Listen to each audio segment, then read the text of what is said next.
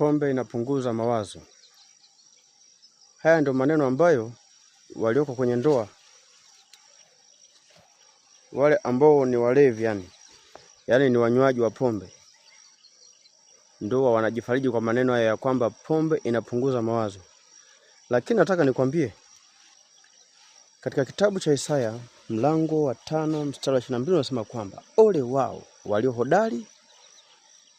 hodari kunywa kileo chenye nguvu, watu waume wenye nguvu kuchanganya kileo.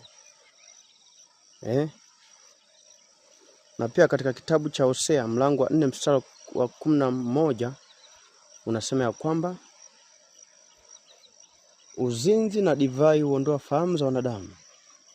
Sasa nataka nikwambie kwamba pombe haipunguzi mawazo, bali pombe inaondoa ufahamu, pombe inaondoa utu, pombe inaondoa ubinadamu, pombe inaondoa akili, pombe inaondoa uwezo wa kufikiri sawa sawa.